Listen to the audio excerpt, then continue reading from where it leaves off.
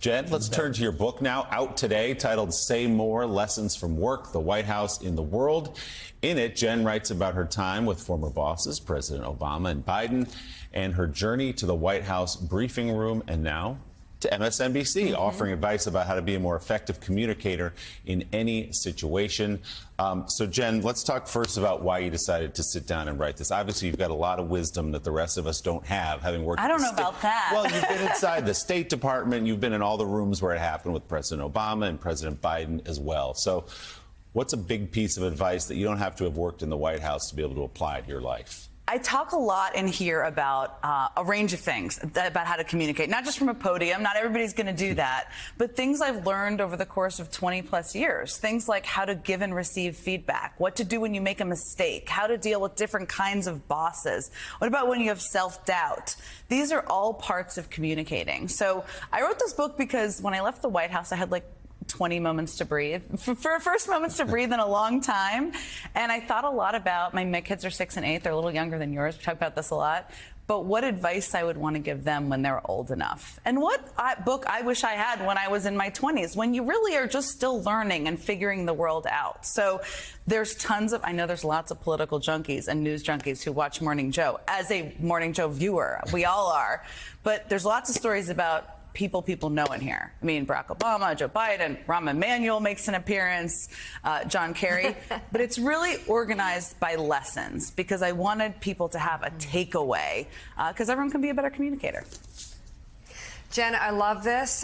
In fact, we're going to do an entire morning Mika on Say More. So now you can be in the league with live chickens, my chicken-eating dog, and we had live chickens on the last morning Mika. That's exciting. Yeah, we did. It was, yes. But I'm curious about giving feedback and learning how to do that, especially when you're giving feedback to the leader of the free world. How did you find your voice and say more?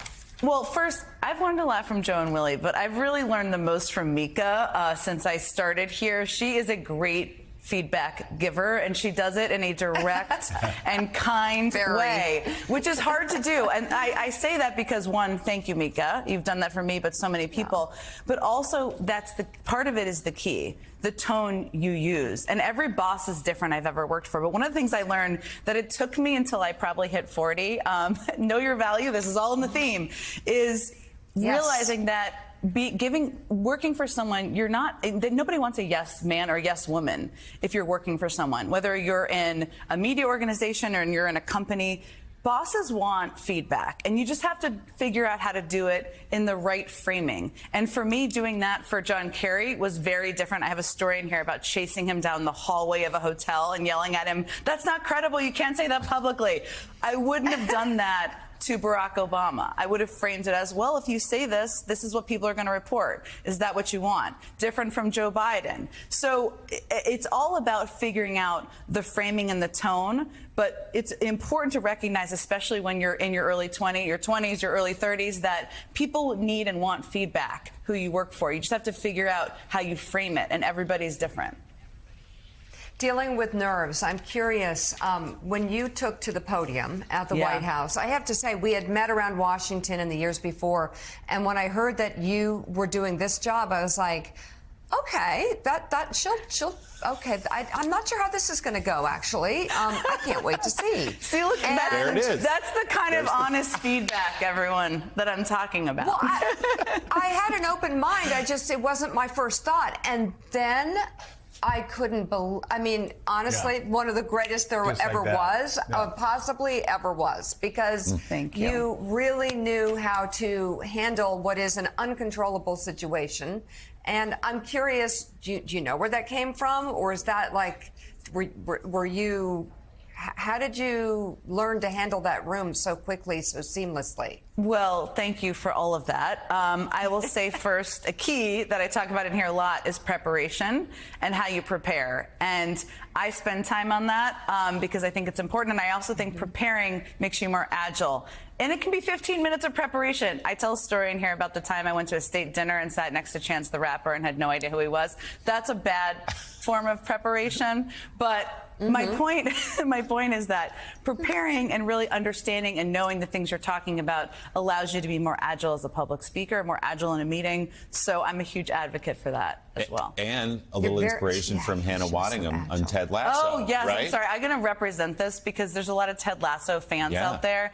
I used to, before the briefing, if people watch it, Rebecca, she was Rebecca. She's Hannah Waddingham, but she's Rebecca to me, who is the greatest character on Ted Lasso. She has a moment in the first season where before she's going to go in and meet with the male, they just happen to be male, heads of all these soccer clubs, she kind of makes herself like a tree and just makes herself big. So she feels it's sort of like a version of the power pose.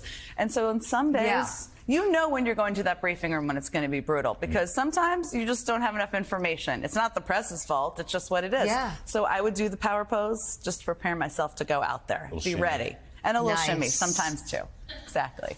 I love it. Jen's new book is entitled Say More, Lessons from Work, the White House, and the World. It's available now. And Jen, congratulations. Thank you so much, Mika. Thank you, all of you. This is amazing.